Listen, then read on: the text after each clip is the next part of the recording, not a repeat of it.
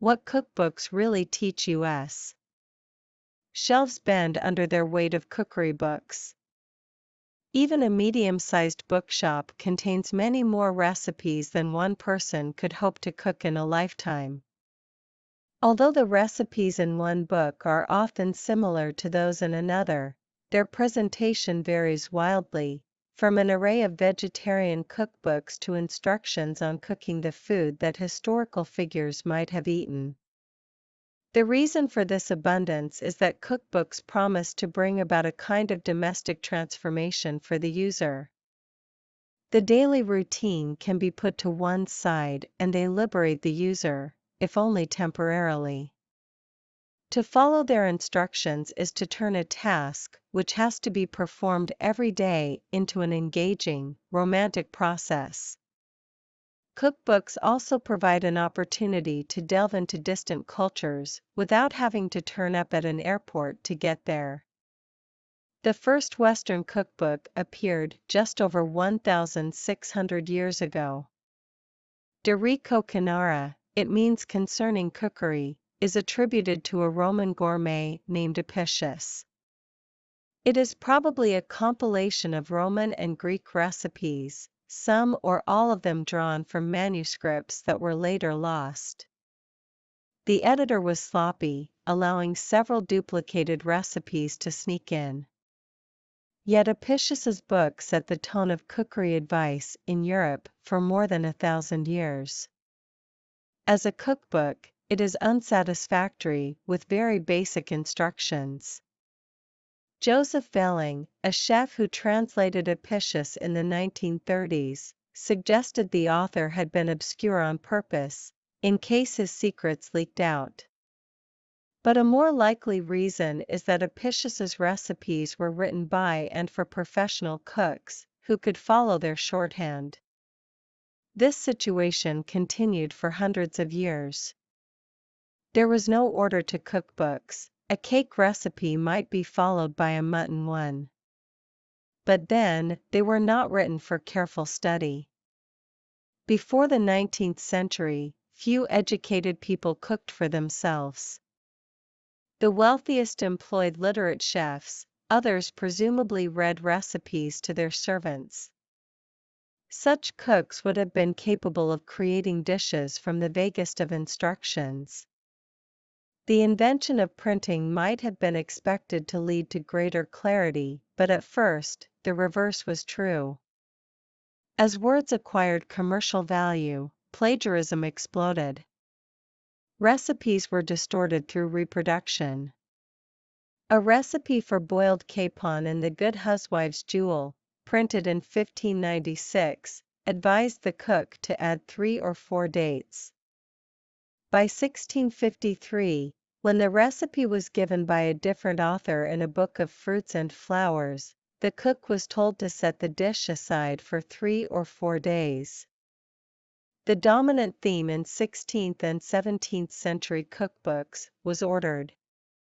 Books combined recipes and household advice, on the assumption that a well-made dish, a well-ordered larder, and well-disciplined children were equally important.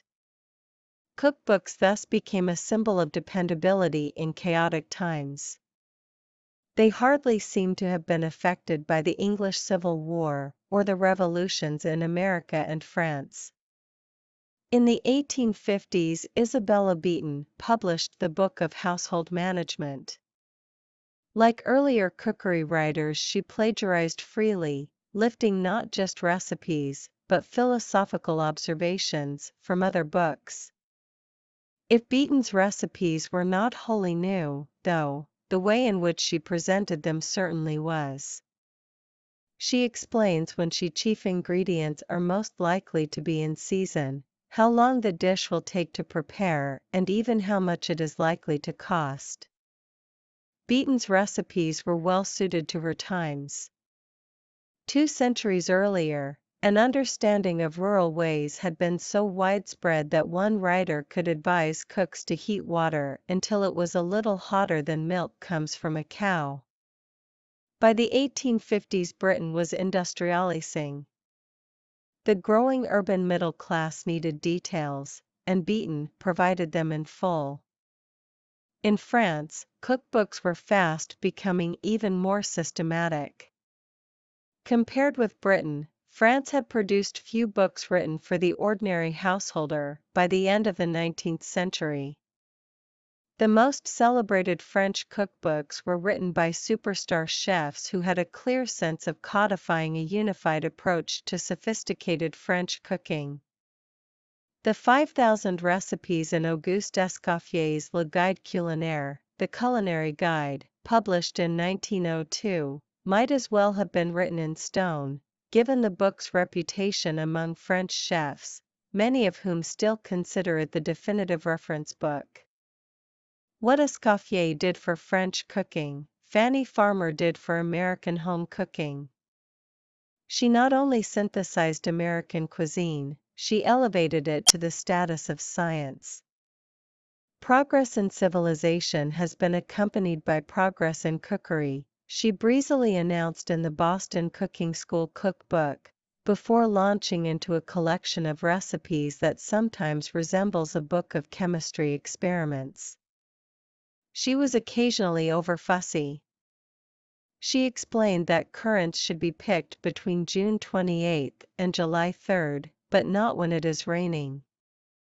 But in the main, her book is reassuringly authoritative. Its recipes are short, with no unnecessary chat and no unnecessary spices. In 1950, Mediterranean Food by Elizabeth David launched a revolution in cooking advice in Britain. In some ways, Mediterranean food recalled even older cookbooks, but the smells and noises that filled David's books were not a mere decoration for her recipes.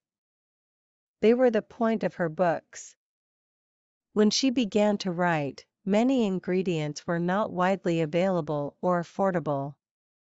She understood this, acknowledging in a letter edition of one of her books that even if people could not very often make the dishes here described, it was stimulating to think about them. David's books were not so much cooking manuals as guides to the kind of food people might well wish to eat.